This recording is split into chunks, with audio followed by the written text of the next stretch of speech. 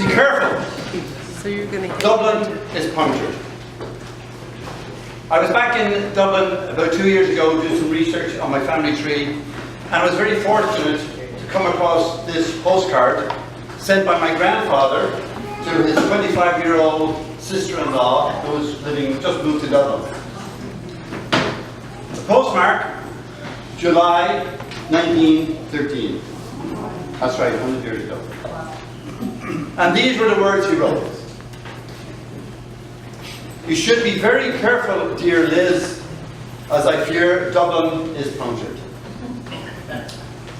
And tonight, how right he was. And tonight we're going to tell you exactly what happened in the weeks and months immediately following my grandfather's mourning.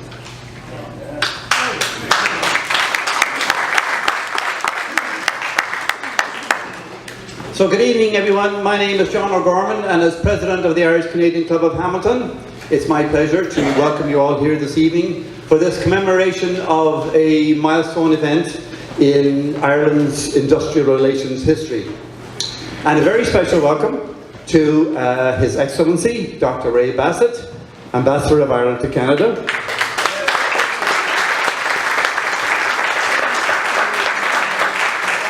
And to Sid Ryan, President of the Ontario Federation of Labour.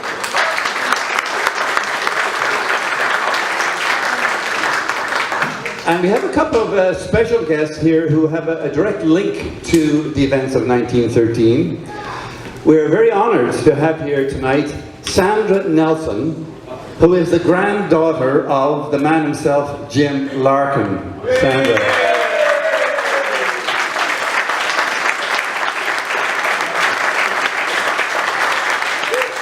Now, we certainly feel very honoured to have Sandra here because she, as you know, if you've read any of the papers in Dublin, there's huge celebrations going on in Dublin this week about this lockout. And Sandra was invited to go there, but she chose to be with us.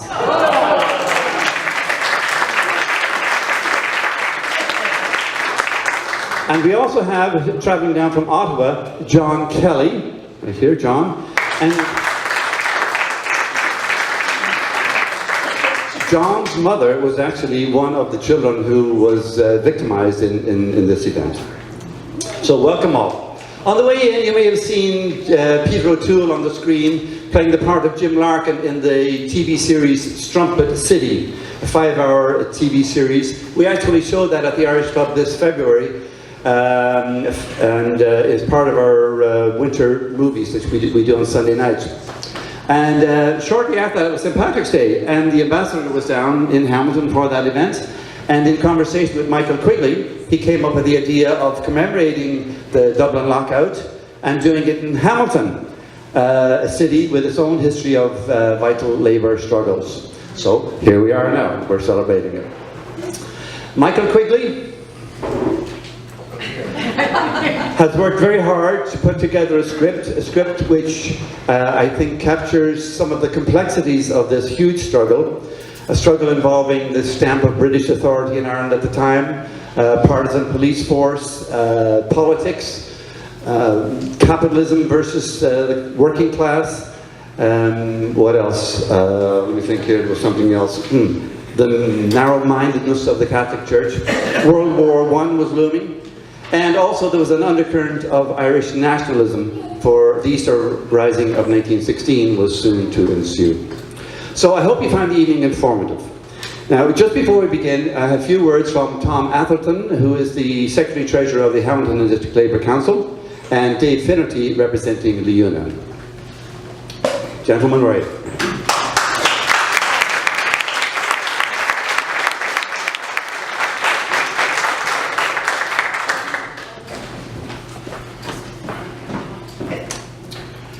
First, I want to send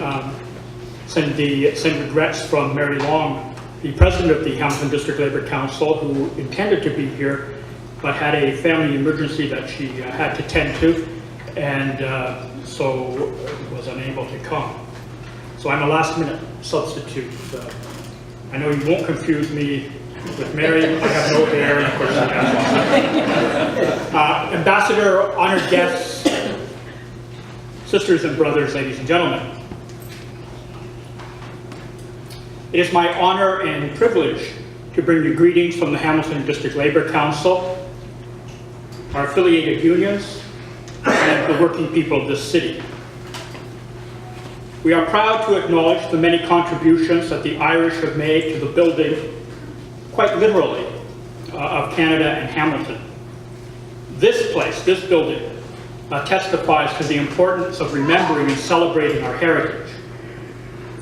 For working people here and now, as the right to unionize is under severe threat, the happenings in Dublin a century ago, and the leadership of Jim Larkin and his comrades continues to inspire us in our work for equality, social justice, basic fairness, and human dignity.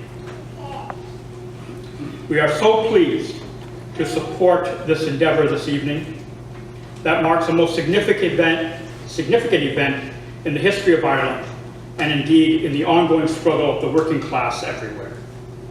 So thank you and best wishes.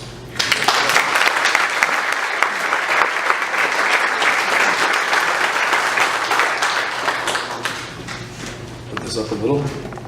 Thank you, Tom. It's my pleasure to be here. It's an honor, especially to be part of what the Irish Club, through Michael and John, have put together tonight.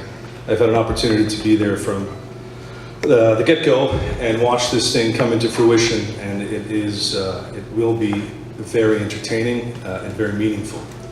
I bring greetings on behalf of Leona Local 837, our President Joseph Mancinelli, our Business Manager Manuel Bastos, Secretary Treasurer Ricardo Percy, and our Executive Board members Sam Porto, Sam Tenerbo, Lucio Albano, and myself. I bring an extra special greeting from our General President, Terry O'Sullivan, who obviously would have loved to have been here, but it being Labor Day weekend, I'm sure he's flying all over the place in the US. But he's based out of Washington, and I will read a letter on his behalf. To all participants of the 100th anniversary of the 1913 Lockout in Dublin Remembrance Event, dear brothers and sisters, on behalf of the 500,000 members of the Laborers International Union of North America, I send greetings and best wishes for a successful evening.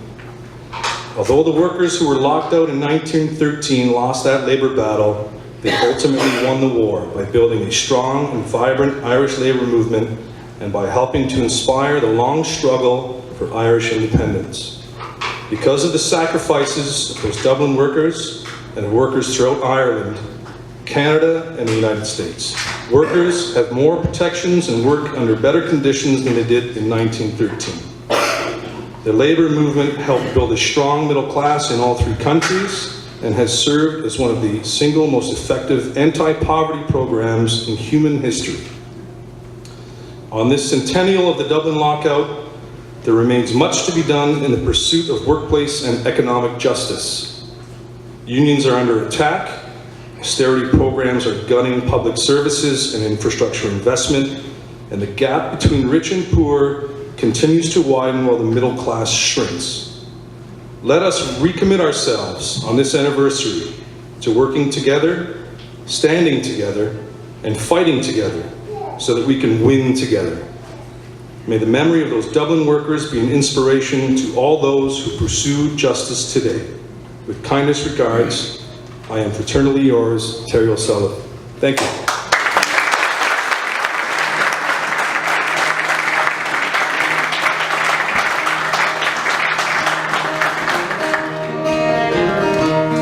Dublin City in 1913, the boss was rich and the poor were slaves. The women working, the children starving, and then came Larkin like a mighty wave. The workmen cringed when the boss man thundered, 70 hours his weekly show. He asked for little, and less was granted, and less getting little, he'd ask for more. Larkin in 1913, a mighty man with a mighty tongue, the voice of labor, the voice of justice. He was gifted and he was young. And God sent Larkin in 1913, a labor man with a union tongue. He raised the workers and gave them courage. He was their hero, the workers' son. And it was was August, the boss man told us no union man for him could work. We stood by Larkin and told the boss man we'd fight it hard, but we would not shirk. 8 months we fought, 8 months we starved. We stood by Larkin through thick and thin. With foodless homes and the crying of children, they broke our hearts, we could not win. And when Larkin left us, we seemed defeated. The night was black for the working man. But on came Connolly with hope and counsel. His motto was that we'd rise again. In 1916 in Dublin City, the English soldiers, they burnt our town. They shelled our buildings and shot our leaders. The heart was buried beneath the ground. They shot McDermott and Pearson Plunkett. They shot MacDonagh and Clark the Brave. For Recomenium they took their bodies to Arbor Hill, to a quicklime grave. But last of all of the 7 leaders, I sing the praise of James Connolly. The voice of labor, the voice of justice, he gave us life that we might be free.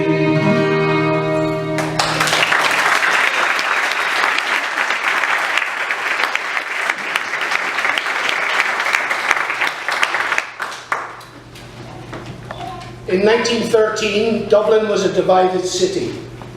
Beneath the glittering wealth and pomp of the Anglo-Irish establishment and their Irish hangers-on, 100,000 people, that is to say a third of the city's population, lived in miserable squalor, packed into the teeming tenements in the city centre. Without an industrial base, Dublin's economy was driven by casual drunkenness, and the highest infant mortality rate in Europe were symptoms of the demoralised condition of the city's working classes. And then came Larkin and his co-workers. Soon, thousands of the despised rabble became ennobled with the dignity of trade union organisation. Larkin taught them the duty of struggle, the imperativeness of rebelliousness. He breathed fire into the dead eyes and the cringing breasts of slaves. They heard him, and their supplications to their masters became defiance. Their despair became a challenge. He taught them self-reliance. They followed Larkin because he had convinced them in his person and in his teaching that there was no more noble duty or destiny for men and women than that of raising themselves from bondage. What new hurricanes from the heavens was this that said, "The great appear great, because we are on our knees. Let us rise." That was a eulogy for Jim Larkin given by John Swift in 1947 at the Irish Trade Union Congress. Swift was president of the Bakers Union and of the Dublin Trades Council. And now here is Jim Larkin himself and his comrade James Connolly. I have come to preach the divine mission of discontent. At present you spend your lives in sordid labour, your abode in filthy slums, your children hunger and your masters say your slavery should endure forever. If you would come out of bondage, you yourself must forge the weapon and fight the grim battle. Far too long have we, the Irish people, been humble and inarticulate, but now we realise the truth of the old saying, he who would be free must strike the first blow. The fault of the Irish Transport and General Workers Union, what is it? Let us tell it in plain language. Its fault is this, that it found the labourers of Ireland on their knees and has striven to raise them to the erect position of manhood.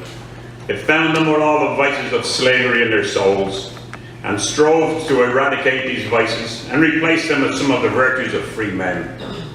Out of this class of slaves, the labourers of Dublin, the Irish Transport and General Workers Union has created an army of intelligent, self-reliant men, abhorring the old arts of the toady and the crawler, and trusting alone to the disciplined use of their power to labour or to withdraw their labour, to assert and maintain their right as men. William Martin Murphy, former Irish nationalist MP and owner of the Dublin Tramways Company, summoned 700 workers to a midnight meeting on July the 19th, 1913.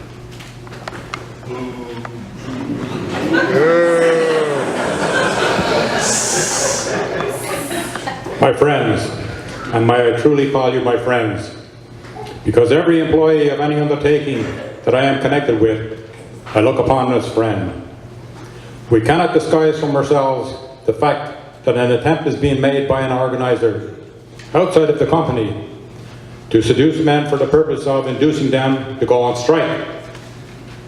I want you to clearly understand that the directors of this company have not the smallest objection to the men forming a legitimate union. Now, we are aware of what's going on. The directors therefore intend to stamp out this incipient rebellion which has been organised outside the company's staff. We have given authority to the manager to summarily dismiss any man who is guilty of that conduct, and he can go to Mr. Larkin for his pay.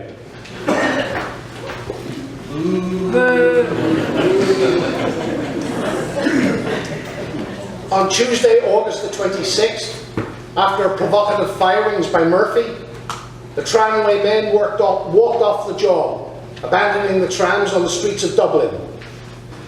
But Murphy had already hired scabs and the trams were operating again within hours.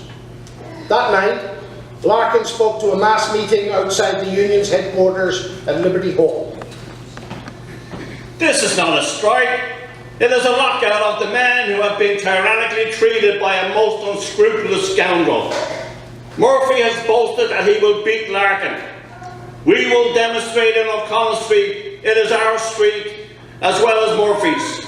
We are fighting for bread and butter. We will hold our meetings in the streets, and if any of our men fall, there must be justice. By the living God, if they want war, they will have war.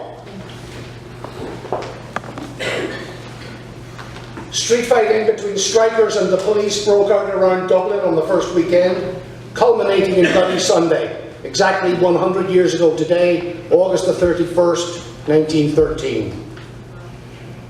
The trams ran with police protection and military guards.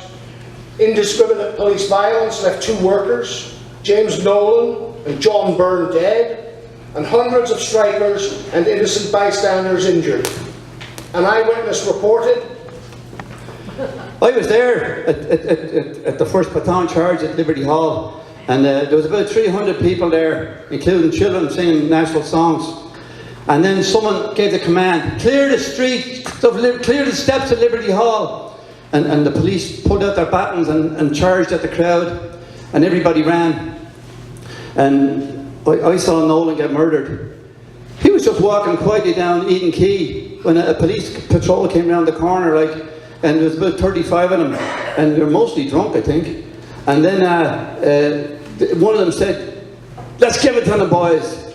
And poor Nolan, he tried to run away, but Constable Bell, 224C I think it was, he struck Nolan over the head, and oh Jesus, I could hear this awful crunching sound, his skull, you know.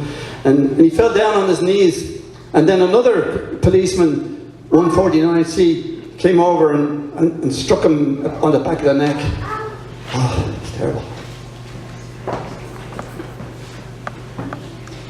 at the urging of Murphy and the British authorities, Dublin magistrate John Swift issued a proclamation banning the proposed demonstration by the trade unionists in O'Connell Street. Tomorrow we are going to issue our own proclamation, not signed by the King or the Magistrate. Before I go any further, with your permission, I am going to burn this proclamation forbidding our meeting. I care as much for King as for Swift the Magistrate. People make kings and people cannot make them. And what the King of England has to do with stopping our meeting in Dublin, I fail to see. Larkin did, of course, defy the ban. He appeared in disguise at a window of Murphy's Imperial Hotel, which is now Cleary's department store in O'Connell Street. The police arrested him immediately, and then there was a series of baton charges against the crowds on O'Connell Street. Most of those injured were not trade unionists because they were on a demonstration elsewhere in the city. Instead, they were mere bystanders, people strolling on a Sunday afternoon. This was an indication of how indiscriminate the police brutality was. 500 people were injured that afternoon, and fierce rioting followed in Dublin's working class areas that night and the following days.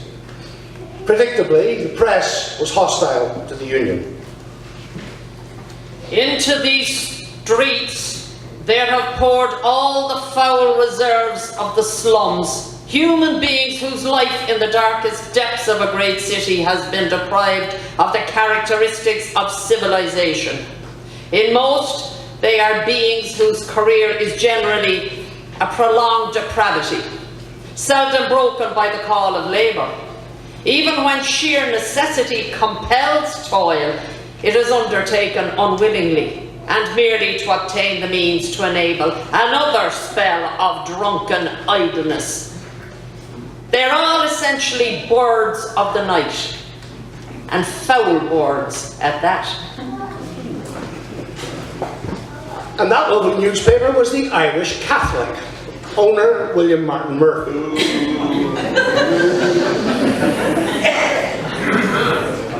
His other newspaper, the Irish Independent, accused jailbirds from the reeking slums of imposing a reign of ruffianism in the city. One priest called the workers frenzied lunatics and said the behaviour of the police was the only redeeming feature of a really humiliating and disgusting spectacle. Archbishop William Walsh, recovering from illness in France, was kept abreast of events by his secretary, Father J.J. Curran.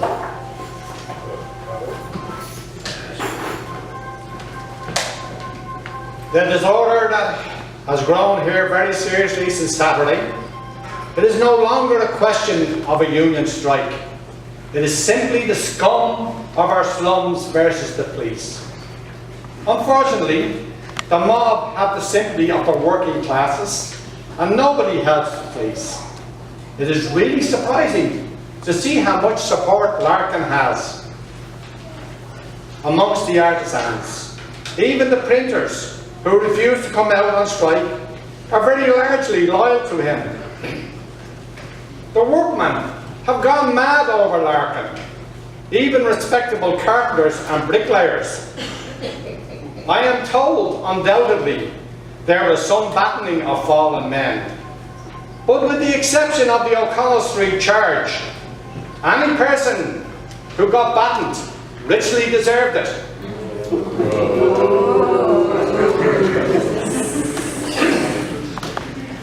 On September 3rd, Murphy called a meeting of the 400 members of the Employers Federation. They adopted this resolution unanimously.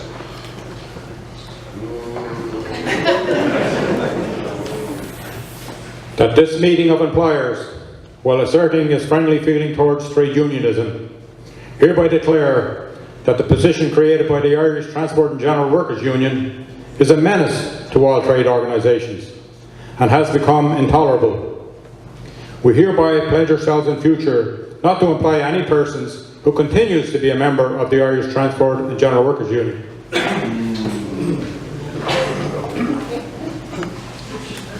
Ireland, as distinct from her people, is nothing to me.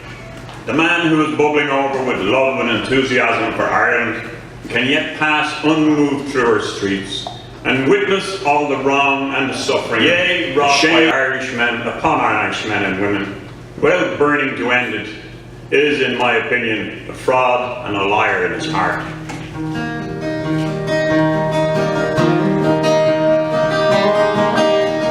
Tram workers down, remember when 1913 things went bad again. I've ridden strongly over on that day. Larkin led us on our tireless way. We sang before Jim Larkin. The pain there was pride and sweet young Ellie by my side. Stephen dream, we walked to Irish Town. The summer sunshine framed her like the ground. The strike was cold and sorrow racked our town. And I had pride and loved young Billy Brown. For 8 long months we starved but held our ground. Locked out in idle hell but underbound. The winter cold went through her well-worn gown. And as a Larkin man I married Ellie Brown. Oh, sang for Jim Larkin. There was pride and sweet young Ellie by my side. The winter passed but spring brought no relief. For men can't stand to watch their children's grief. Well, hunger stole our honor like a thief. So we drifted back to work on Murphy's Breeze. And Larkin and his union showed the way. James Connolly came later in the day. And Ellie bore me sons who live today. In a better land we earned the Larkin way. Oh, we sang for Jim Larkin, and through the pain there was pride. And sweet young Ellie by my side. Well, we sang for Jim Larkin, and through the pain there was pride. And sweet young Ellie by my side.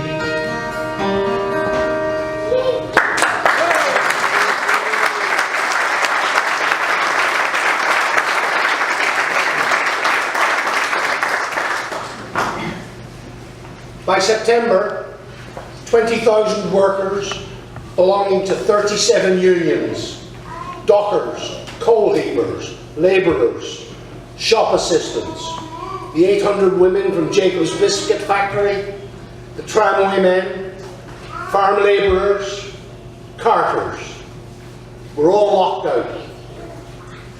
They and their families made up 1/3 of the city's population. And the employer's intention was to starve them into submission.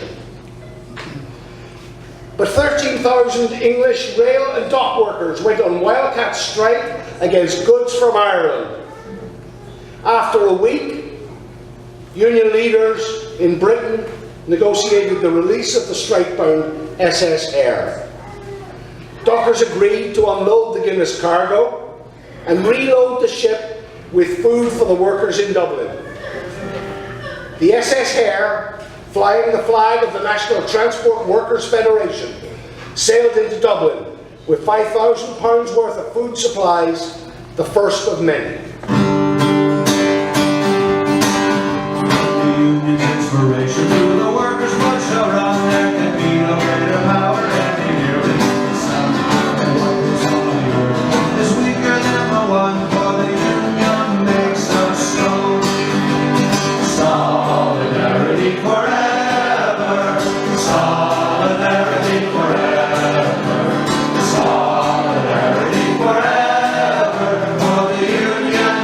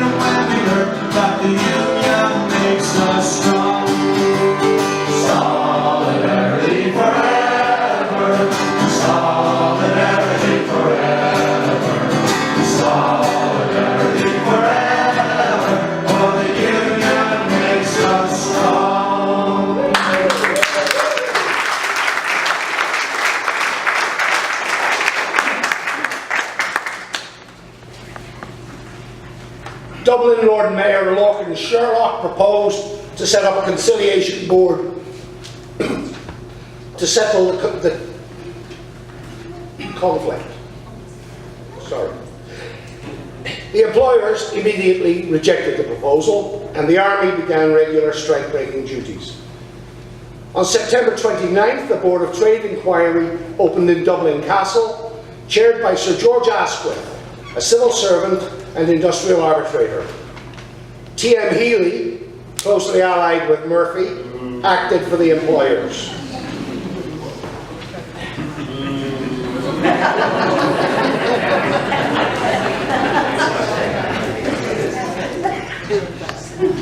The action taken in the name of trade unionism was sufficient to make every honest trade unionist ashamed of the abuse of the name.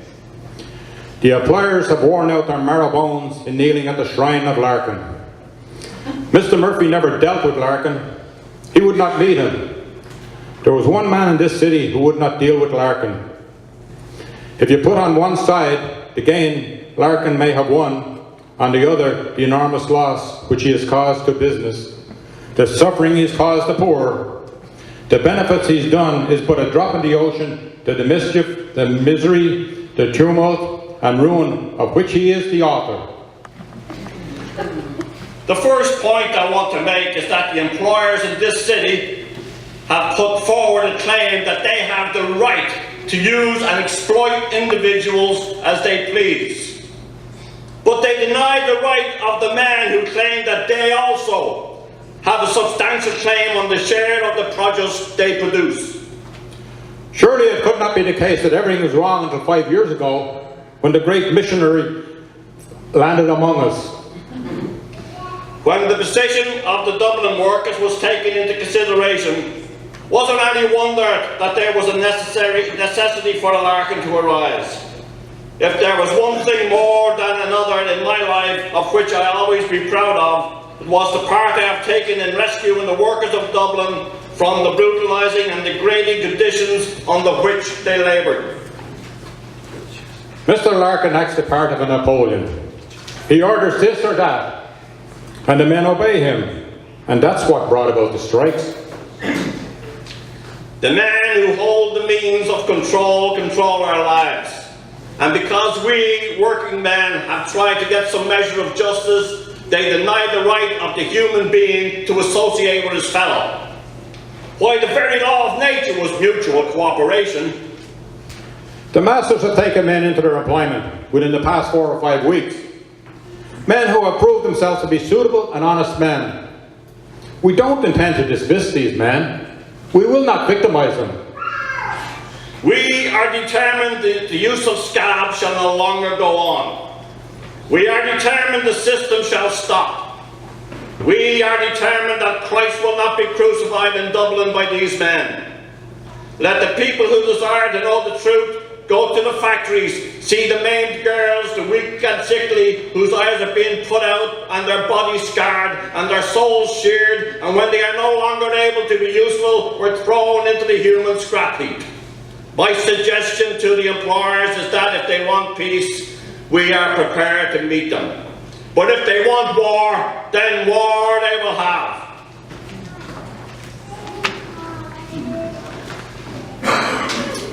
With all due respect to this court, the ultimate tribunal to which we appeal is not this court, but rather the verdict of the class to which we belong. The Learned Counsel for the Employers say that for the past 5 years there have been more strikes than there have been since Dublin was a capital. Practically every responsible man in Dublin today admits that the social conditions of Dublin are a disgrace to civilization. Have these two sets of facts no relation? We believe that they stand to one another in a relation of cause and effect. The long period of stagnation in the labour ranks of Dublin were responsible for the growth in your midst of labour and housing conditions scarcely to be equalled outside Bombay or Constantinople. But until aroused by the shock of industrial war, the property classes of Dublin have well deserved their unenviable notoriety. For, like the typical Irish landlords of the past, enforcing their rights with a rod of iron and renouncing their duties with a neck of brass.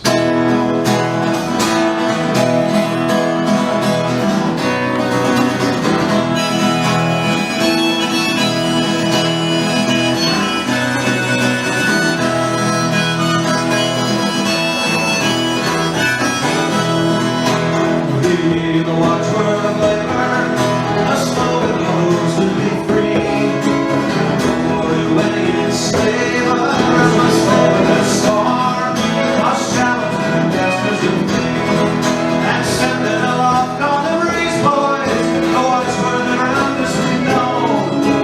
He must rise from his knees, boys, and claim the honor that is owed.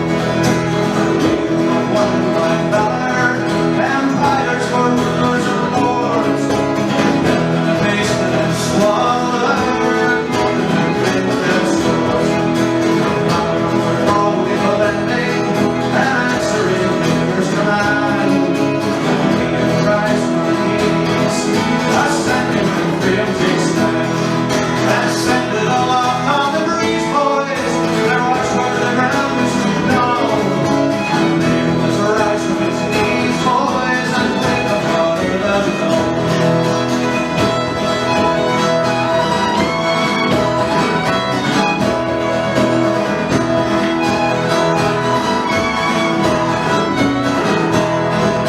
Down from the farm and the city, worships and mines and mills, rising and rather than pity, workers along the line.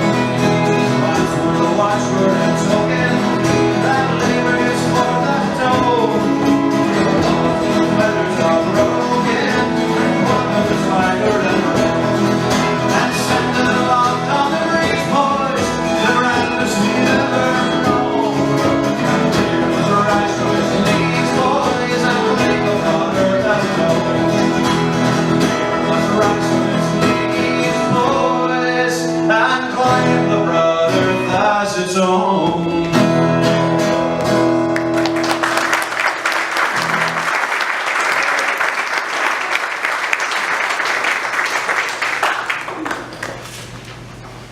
On October 5th, Sir George Asquith proposed a conciliation and arbitration system to resolve disputes.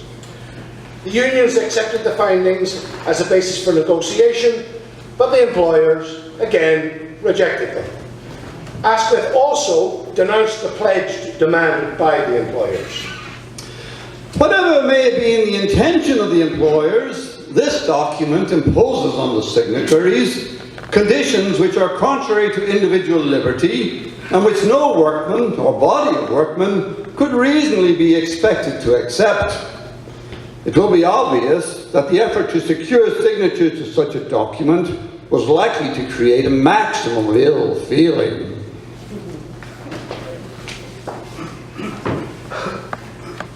The unholy alliance against the workers was underlined by the British Chief Secretary for Ireland, Augustine Birrell.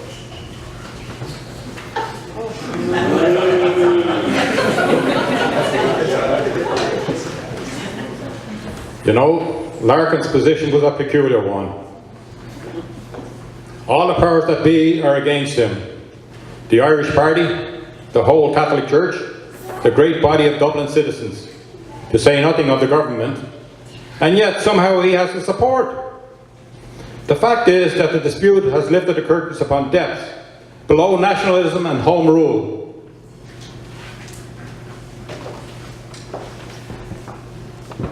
But not all Dublin opposed Larkin. Artists, writers, feminists, suffragists, militant Republicans, all the strands of the Irish Renaissance, including all 7 signatories of the Proclamation of the Irish Republic at Easter 1916, sided with the workers.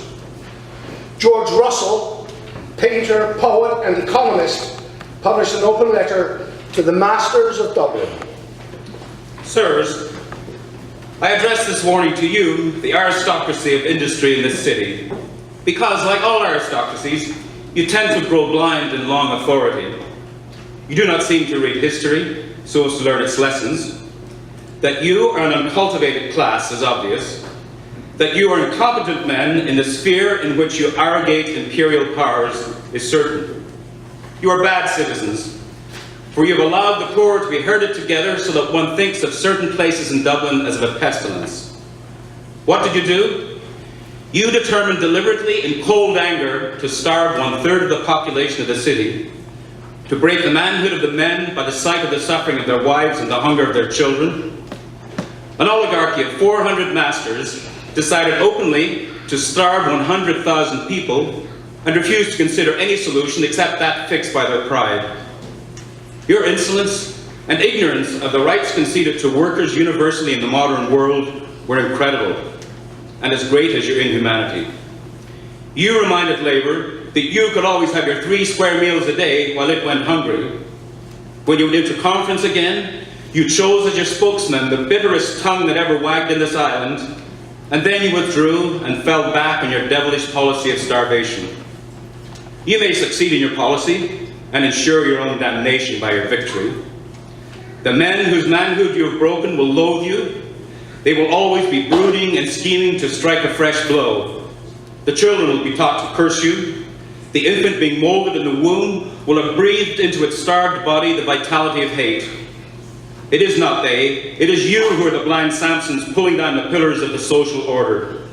Be warned ere it is too late.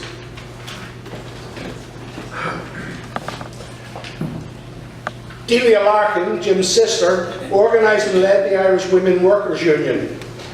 Delia was tall and commanding in appearance like her brother, and had a similar temperament, implacable to opponents, but with a friendly warmth for the people she trusted.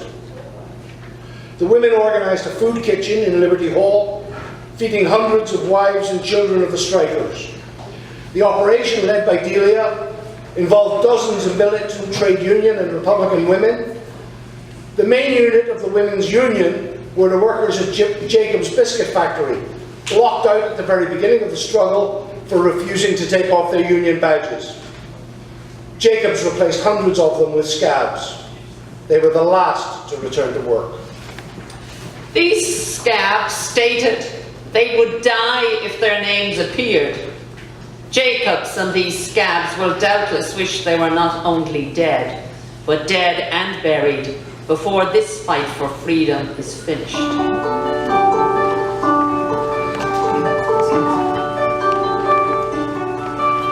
As we go marching, marching in the beauty of the day, hungry and darkened kitchens with frozen billows grey.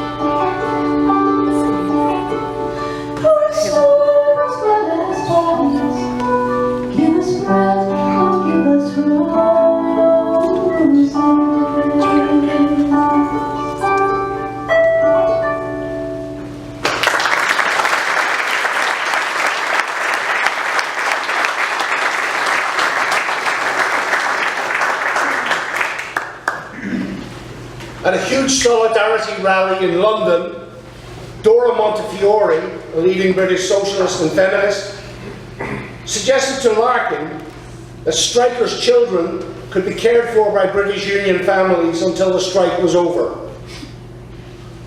Larkin agreed. It was a great mistake. After holding his peace for several weeks, and despite his sympathy for the workers, Archbishop Walsh finally intervened.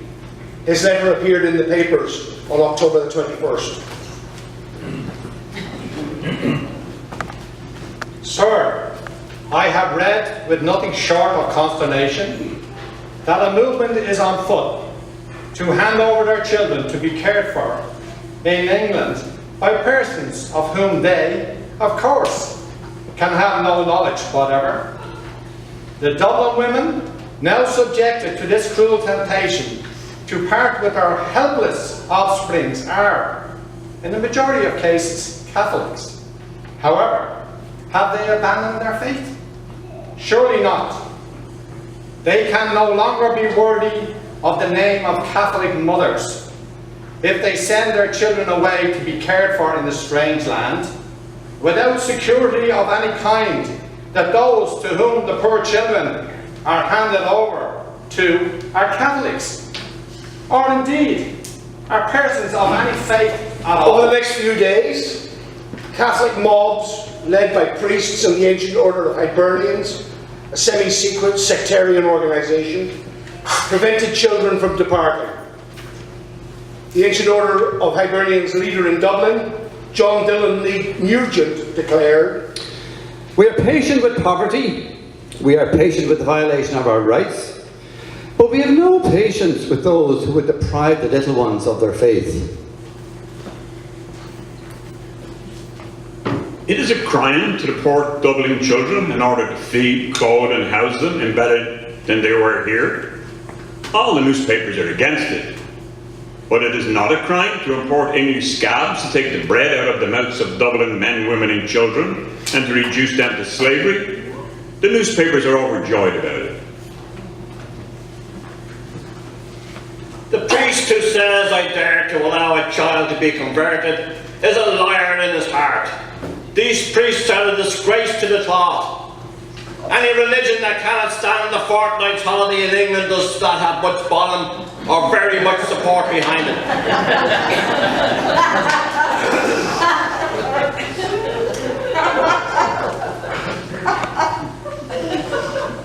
The poet W.B. Yeats weighed in.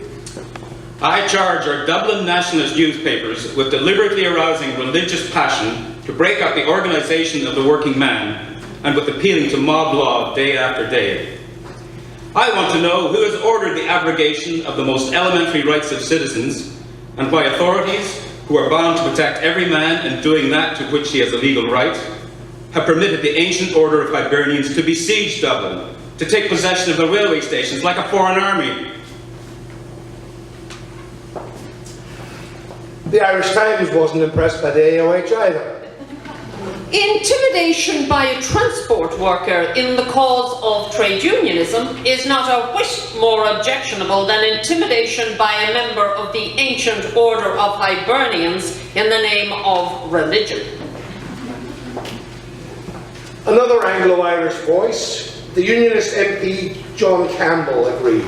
"I honestly believe I would have a greater chance of liberty, of personal judgment and of conscience under Jim Larkin and the Irish Transport Union than I would under Joe Devlin and the Ancient Order of Hibernians." Archbishop Walsh discovered a secular reason for his opposition.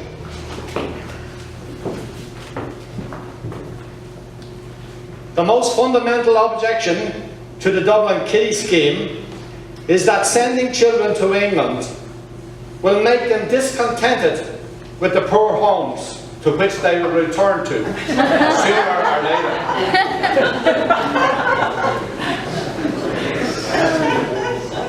Larkin was put on trial for seditious speech. The prosecutor declared, "He recognises no law but his own law. He proclaims through windows and from chimney tops his doctrines, which are abusive of all law and order and good government. And the judge agreed. I sentence you to 7 months imprisonment. George Russell was quick with a sarcastic take on the sentence. He was jailed for preventing a sociological experiment of great importance to Ireland. We've never accurately determined how little human beings can live on, and how little airspace is necessary for families. It's quite possible that after exhaustive experiments have been carried out, we might have found that human beings could be packed comfortably in rooms like bees in a hive, that they could generate heat to warm themselves by their very number without the necessity for coal.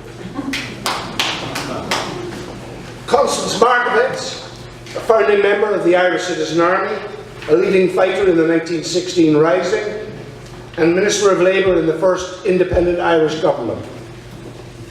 Jim Larkin is in jail. In jail for fighting the workers' cause. In jail for championing the poor against the rich, the oppressed against the oppressor. For daring to speak straight and fight straight, he is sentenced to 7 months for using seditious language. He dared to attack capitalism. Under the flag of capitalism, you will find the British Crown with all its minions, its judges, magistrates, inspectors, spies, police, the ancient order of Hibernians, even some of the clergy, all the worshippers of Mammon. All these were ranged against Jim Larkin. Another militant Republican woman, Maud Gunn. The employers have declared that they will starve the workers into submission. In a free country, they would never have dared to propose such a thing, for they would be treated as the criminals they are. In Ireland, they're protected by a police force over which Ireland has no control, and encouraged by a magistracy whose object is to make justice a derision. Until Ireland is free, such things are inevitable. Now we can only stand by the workers, remembering that they are fighting for Ireland's honour. Some workers sing a rebel song, a song of love and hate. A love to the lonely and a hatred to the race. And the way we trod our fathers down, we steal our children's bread. Those not to feed or stretch their arms to the living and the dead. And we sing a rebel song as we proudly sweep along to end the age of tyranny that makes no human tears. Our march is near done with the setting of the sun, and the tired mind is passing with the passing of the years. We sing no more of wavering, no songs of sighing tears. High our hopes and swell our voices proudly with the years. Little labor is long, and little the rebel's arm.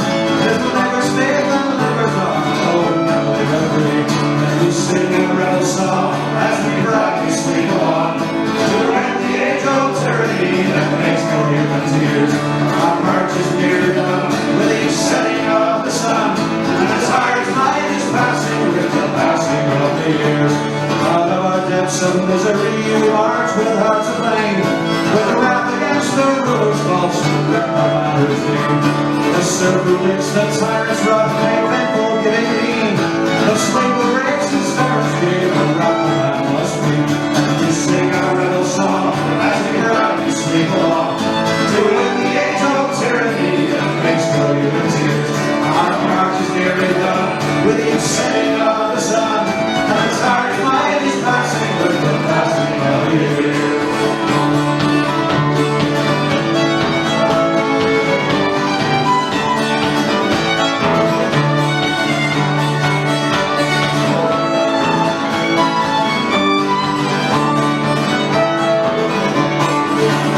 Our army marches onwards towards the dawning of the day, and trust to you that one thing that's deeply laid upon.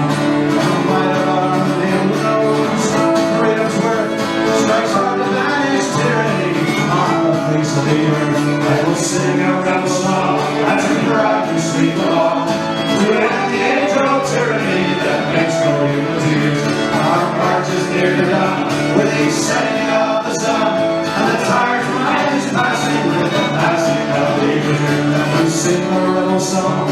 we proudly sweep along to when the angels tyranny and gracefully the tears, and our march is nearly done with each setting of the sun, and the tiredest mind is passing with the passing of the year.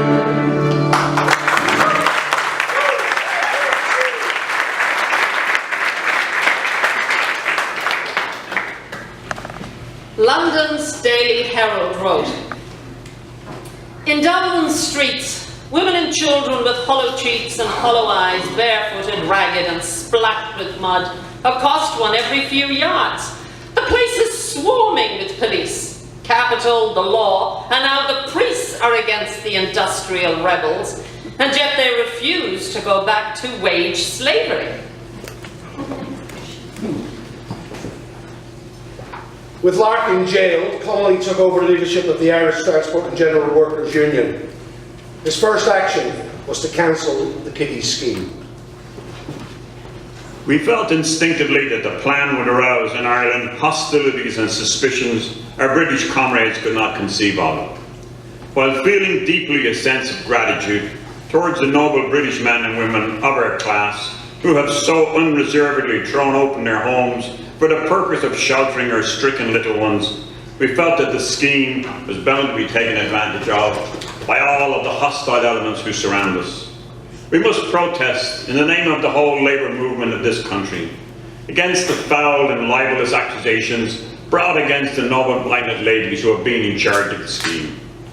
One scoundrel in clerical garb stated that the children were being brought to England by trickery, fraud and corruption for converting purposes. Nothing more venomous and unfounded was ever spewed out of a lying mouth in Ireland since the clergy, at the bidding of an English politician, hounded Parnell to his grave.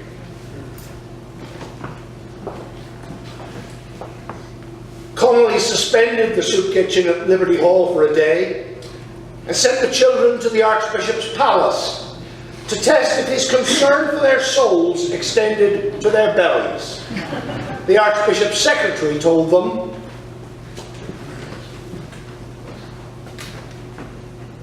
there is nothing for the children of the workers on strike or locked out.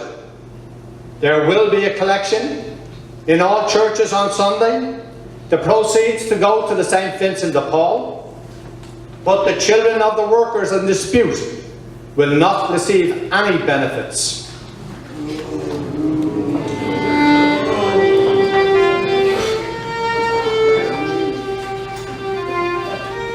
the Irish Transport and General Workers Union, over 3,000 strong, marched to Dean's Grange Cemetery in Dublin to bury James Byrne, the branch secretary in Dunleary, after he died on hunger and thirst strike in Mountjoy Jail. Byrne was the first person to die on hunger strike in Ireland in the 20th century. Our brother, James Byrne, was murdered as surely as any one of those vote against that government at every contested election until Larkin is released. Today we are sending a telegram to the electors of Keighley, asking them, in the name of the working class solidarity, to vote against the murderers of Nolan and Byrne, against the jailers of Larkin. The Liberal candidate was defeated at Keighley and Larkin was released the following day. In London, Dublin builder and Murphy ally Henry McLaughlin told his fellow bosses,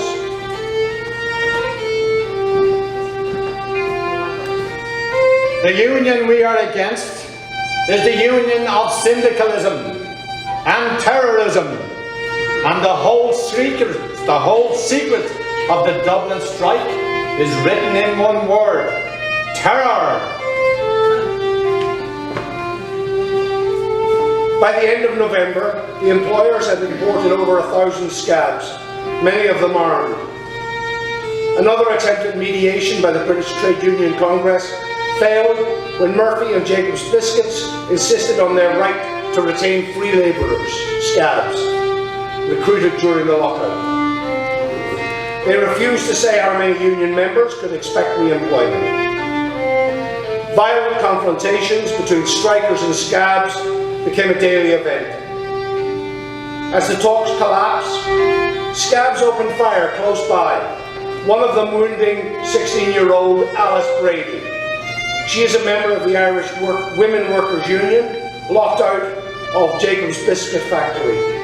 2 weeks later, after her death, thousands followed her funeral cortege as the Transport Union buried another martyr. Every scab and every employer of scab labour in Dublin is morally responsible for the death of the young girl we have just buried.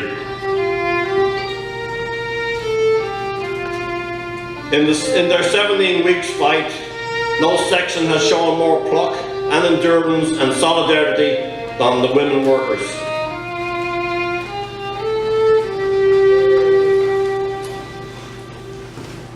Any man who means in future become a member of the Transport Workers Union must be prepared to enrol himself in the Citizens' Army.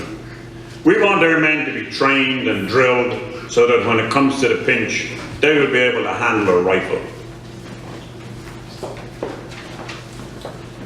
Over 12,000 people marched in Dublin's annual Manchester Martyrs commemoration, including large trade union delegations invited to participate by the chairman, veteran Fenian Tom Clark.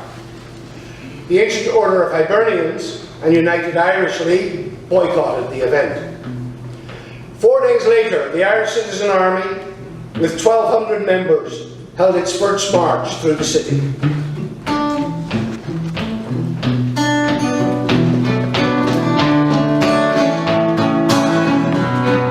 Citizen Army is out tonight, and if you wonder why, oh, ask the lords of the banking house who the cash returns behind. It isn't the bosses who bear the brunt, it isn't you and I.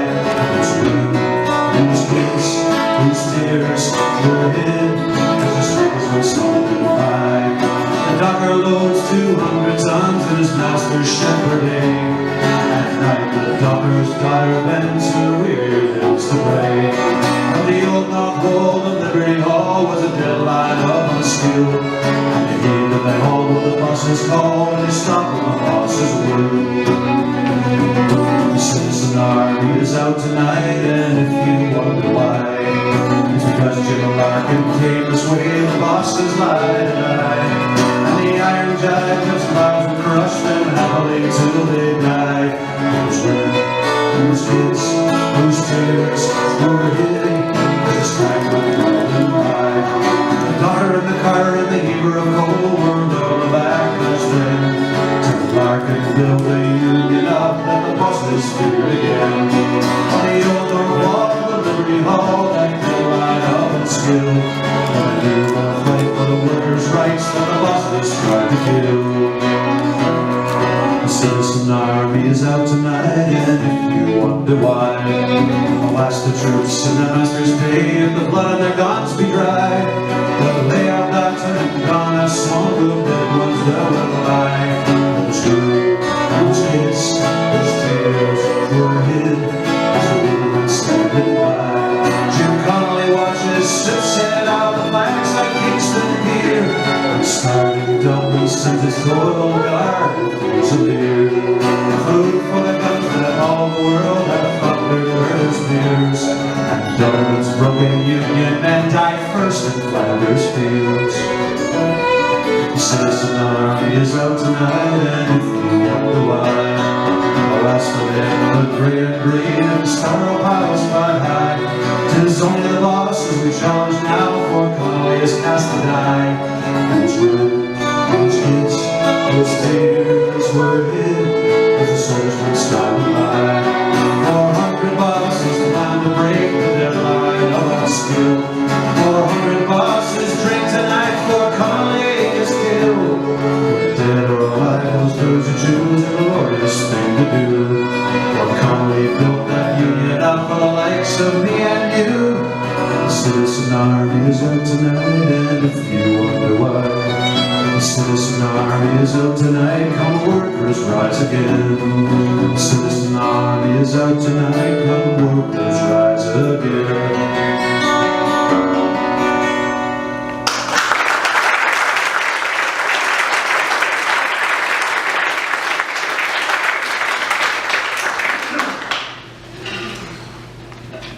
Despite all the struggle, all their efforts, and all the assistance from the British trade unions, starvation and destitution won the day. On January the 18th, Larkin advised his members to return to work on the best terms that they could get. One by one, the employers broke ranks with Murphy and reached agreements with the unions. The strike and lockout ended in dribs and drabs. As many as half of those who had been locked out, were refused re-employment, as the bosses insisted on retaining the scabs. For the first weeks of the struggle, the working classes of Great Britain attained to the height of moral grandeur. All labour stood behind Dublin, and Dublin rejoiced. Dublin suffered and agonised, but rejoiced. We asked our friends of the transport trade unions to isolate the capitalist class of Dublin, and we asked the other unions to back them up. But no, they said we would rather help by giving funds. We asked for no more than the logical development of working class unity, that the working class of Britain should help us to prevent the Dublin capitalists carrying on their business without us. If the capitalist is unable to carry on his business without the strikers, then the strike is lost. Even if the strikers receive more in strike pay than they formerly did in wages. We asked for the isolation of the capitalists of Dublin, and for answers, the leaders of the British labour movement proceeded calmly to isolate the working class of Dublin. And now, Dublin is isolated. The working class unity of the first days of the Dublin fight was sacrificed in the interest of old-time jealousies that damned us from the hour of victory. And so we Irish workers must go down into hell, bow our backs to the lash of the slave driver. Let our hearts be seared by the iron of his hatred, and instead of the sacramental wafer of brotherhood and common sacrifice, eat the dust of defeat and betrayal. Dublin is isolated.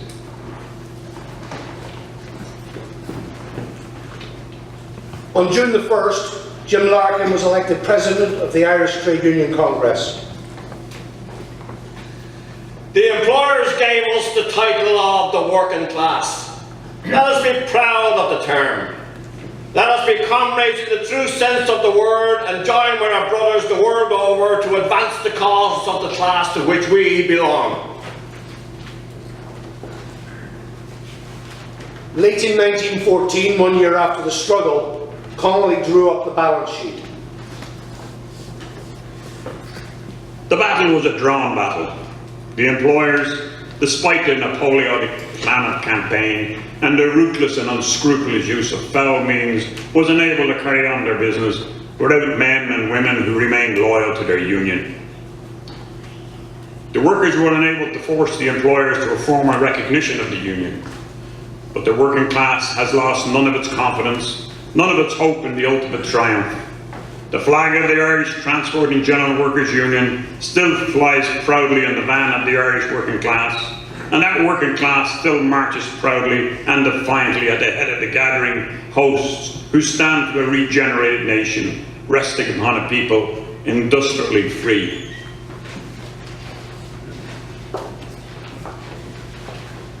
As the open struggle ended, as many as half of the 20,000 who had been on strike or locked out did not get their jobs back. The start of World War I saw a huge recruiting drive. For many workers, the British Army was the only escape from destitution. But the war also saved the Union. Labour shortages and government-imposed conciliation procedures strengthened the hand of the unions.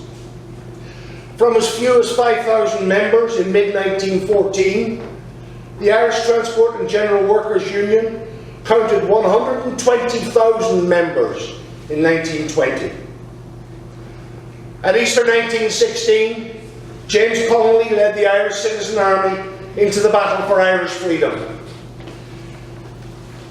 And in the midst of the Irish War of Independence, Union militants fought strike after strike in support of the national struggle and for their own demands. Through boom and bust, the Irish Transport and General Workers Union remained the beating heart of the Irish working class for more than half a century. And Larkin's hold on the imagination of Ireland's writers continued. Here are 3 tributes to him at his death by Irish poets. Austin Clarke wrote, "What Larkin bawled to hungry crowds is murmured now in dining hall and study. Who could have guessed battens were blessings in disguise, when every ambulance was filled with half-killed men and Sunday trampled upon unrest? Such fear can harden or soften heart, knowing too clearly his name endures on our holiest page, scrawled in a rage by Dublin's poor."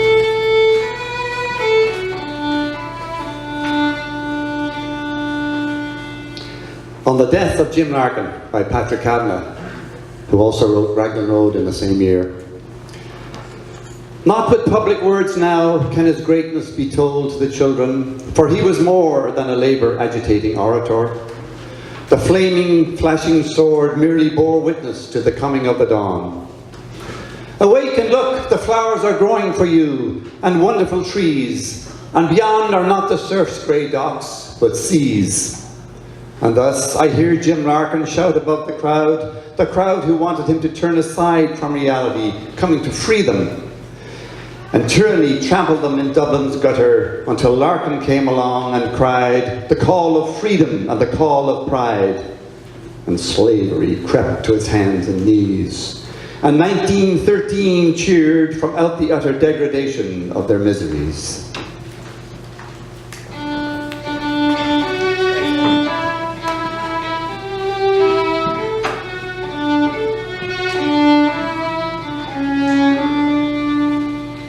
Larkin by Brendan Behan. He was myself and every mother's son of us, ourselves, strong as we would wish to be, as we know how to be. Following his coffin through the mouth of the empty city, offering unrelenting fight for liberty in great roars of rage. Following his coffin through the mouth of the city last night, were we ourselves in that same coffin? Certainly not. We are in the streets marching, alive, alive all. To the dead, we give thanks.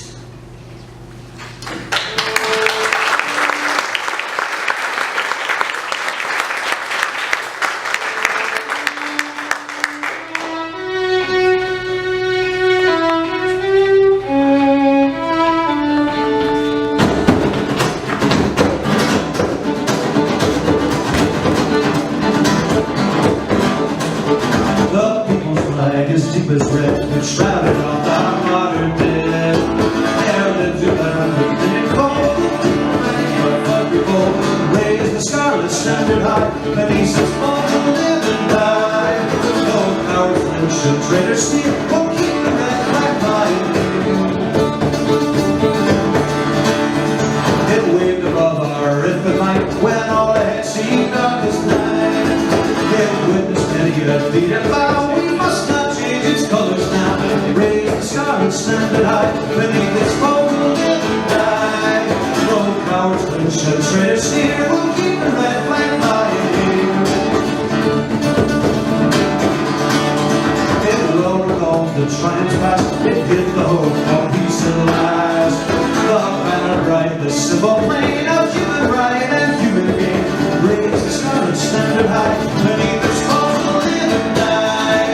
No cowards flinch and traitors steer, we'll keep the red flag flying.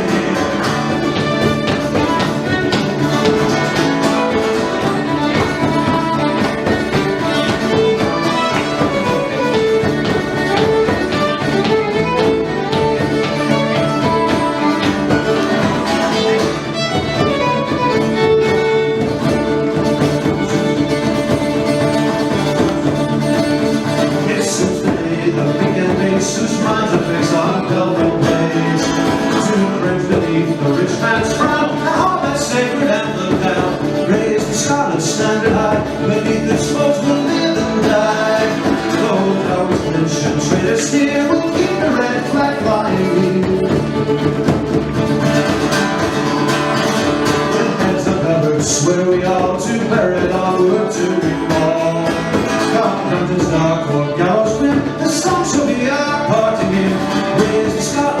standing high beneath the smoke till day and night. Oh, our revolution, shredder steel will keep the red flag flying. Then raise the scarlet standard high beneath the smoke till day and night. Oh, our revolution, shredder steel will keep the red flag flying.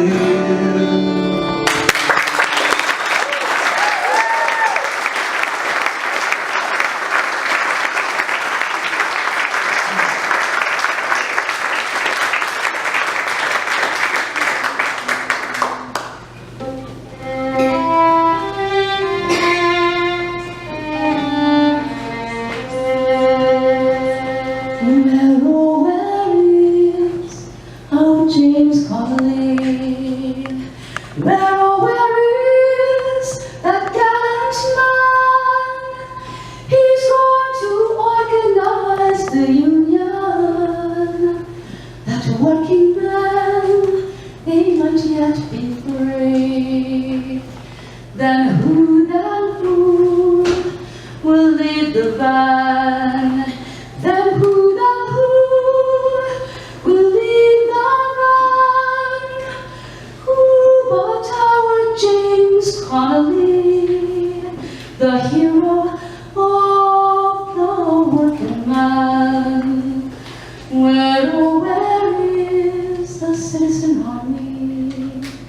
Where oh where is that gallant band?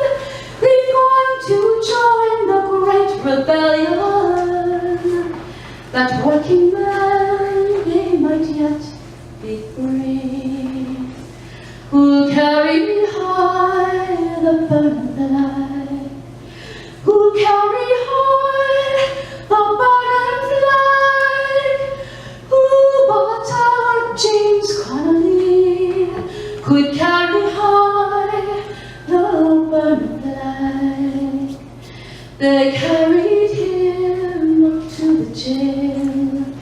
They carried him up to the jail, and they shot him down on a bright May morning, and quickly laid him in the grave. Who mourns the death of this great man? Who mourns the death of this great man? Oh, bury me down in yon green garden, with union men on every side. So they buried him down in a yon green garden, with union men on every side. They swore before the mighty union that James Connolly's name might be filled with pride. Where oh where is our James Connolly? Where oh where is that gallant man? He's going to organize the union, that working men, they might yet be free.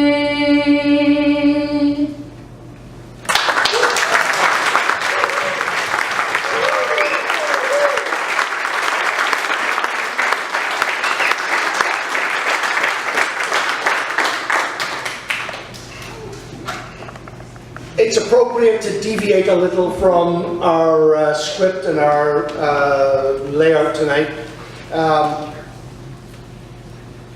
The best poet in our times in Ireland died yesterday, Seamus Heaney. And Seamus Heaney wrote a poem which Mary Durkin's going to read for us, which fits perfectly into tonight's proceedings because it is a poem dedicated to the dignity and justice of work.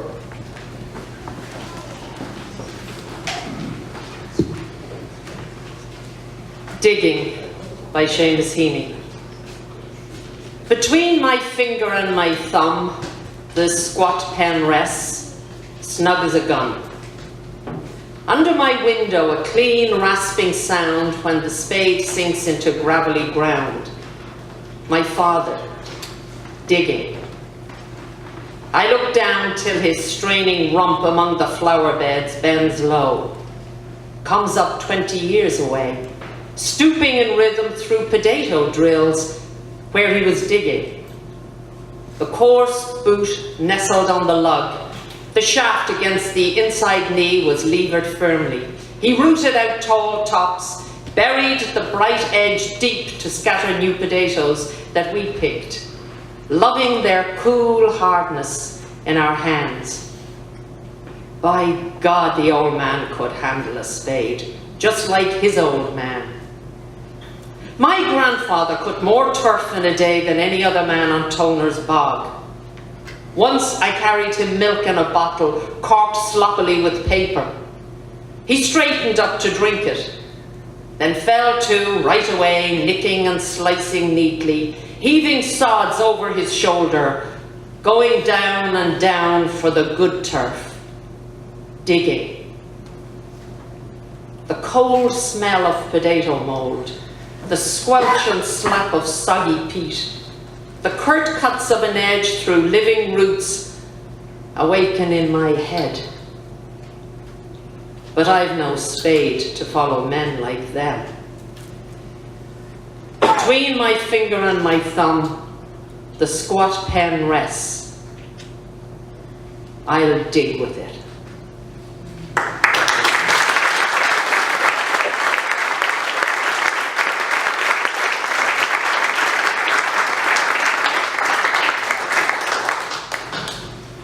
And now, lest anybody get the wrong idea, I'd like to invite the originator and initiator of this project to come and say a few words.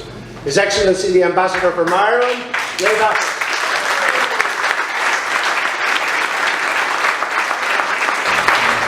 Many thanks. Success usually has many fathers and failures an orphan, so I was left with one person, Michael.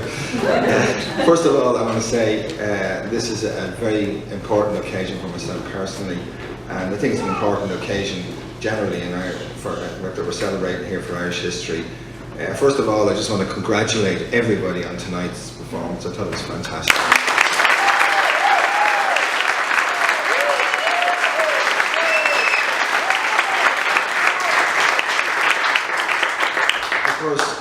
To quote the great Connolly, who was a great sports writer, I was about as neutral as Napoleon at Waterloo, like most people about it. And I do want to thank, first of all, I'd like to thank Michael. Michael's at the forefront of everything to do.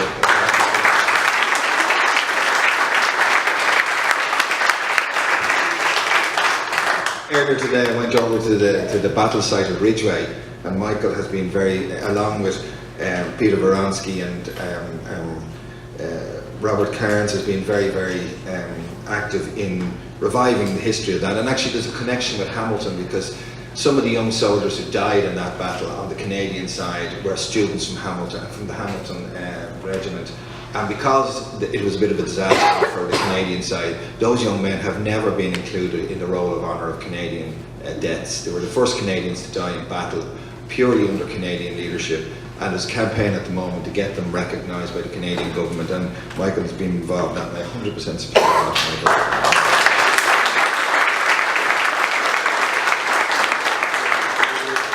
I'd obviously like to thank the Irish Canadian Club, John O'Gorman, and say, John, thank you very, very much.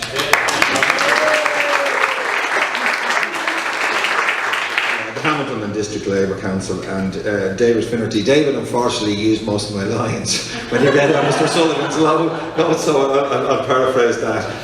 I'd also like to acknowledge the presence, obviously, of Sandra Nelson, and it's a huge pleasure and a privilege to have a direct descendant, the grandchild of Jim Larkin here tonight, so it's great to see.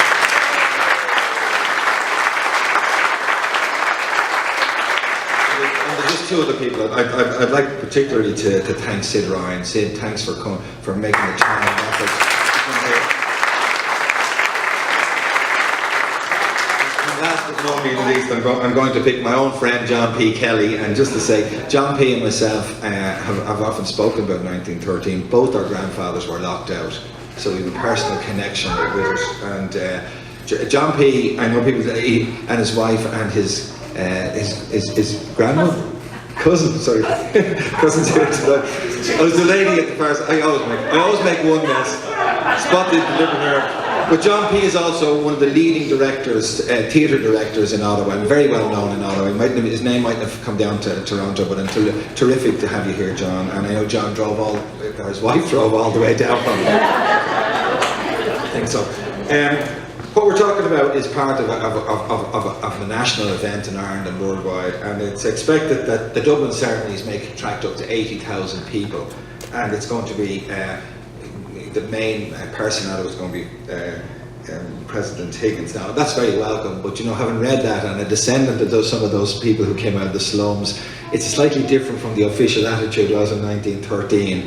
And you know, people often complain about class warfare, and they put class warfare purely on the working class, but when you read that, all you can say it's almost class hatred that was there in 1913. Today's commemoration, as I say, is an important event in Irish history. It's the first of a series of commemorations which will take place over the next few years. Next year we've got the Home Rule Bill in 1914 with the outbreak of World War I, which Ireland was intimately involved in. We've got the Battle of the Somme in 1913, and of course we've got the 100th anniversary of 1916 coming up, and these are all commemorations. But this commemoration is different in that it's not concerned about the Irish constitutional issues, it's not concerned about orange and green, and one of the big crimes of Larkin, of course, was to unite the working class of Belfast for a period, and I don't think he was ever completely forgiven for that. It's really just about the dignity of human beings, and it's about the, you know, as you said, justice for people. And in retrospect, looking back, you know, there's often ambiguity as to who are the goodies and baddies, but in this case, and this audience, there's no ambiguity. And I think we should note, and sometimes it's not noted, is the growth of the trade union movement in the 20th century is one of the good stories. It's probably one of the best stories in the history of mankind. It wasn't, you know, people said that if you give decent wages, you're going to bring the whole economy down. Well, it was the whole basis, as Dave Finnerty, when he read the letter from Mr. Sullivan, it was the whole basis of a proper consumer economy, the creation of the middle class, the actual rising up of living standards for ordinary working people had a huge beneficial effect on the economy. And I think people should remember that today when they're talking about, you know, essentially squeezing the last penny out of every individual, you know.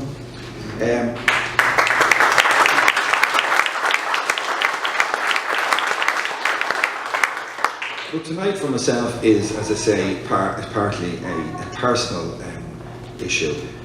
Sometimes the rest of my family, who are much more left-wing than I am, always accuse me of selling out and that I've taken, not quite the Saxon shilling, but taken a road. And you know, tonight is partly, my grandfather, as I say, was a fitter. He was in the Liffey shipyards. People often don't realise there was quite a bit shipbuilding in Dublin. It wasn't just Belfast, there was a shipbuilding industry in Dublin, not on the same size as Belfast. And he was locked out during that period. And my father was born during the strike in a tenement house in Pearse Street today. And if you read the 1911 census and you read the social conditions that these people were born in, I mean, it's just down simple black and white. Number of occupants, 220.